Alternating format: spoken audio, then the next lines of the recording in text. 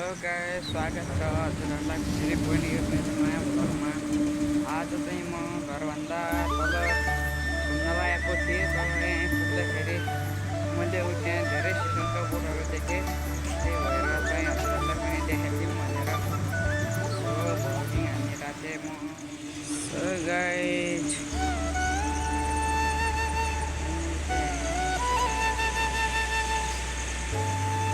हाम्रो भाषामा त यसलाई सिसम भन्छन्, अब हजुरको भाषामा के भन्छन् मिलाएर बुझ्नु होला।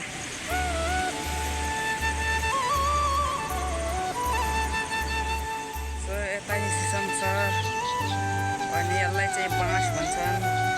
हो त्यहाँनिर बाँस छ, यता धेरै रुखहरू छन् र बाजेले पनि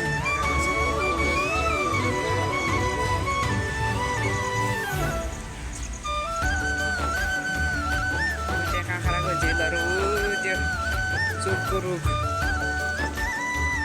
चुक भन्छ त्यसलाई। यता ओखर छ, यता चाहिँ बाजेले खनेर फुलहरू पनि लगाएका छन्। त्यहाँ फुलहरू, त्यो लिचीको बोट अनि यहाँ केलाको थुम्बाहरू छ। त्यहाँ पोखरी छ, यता पनि बोटहरू लगाएका छन्। धेरै मेहनती बाजे छन्, धेरै आँप छ, धेरै फलफुल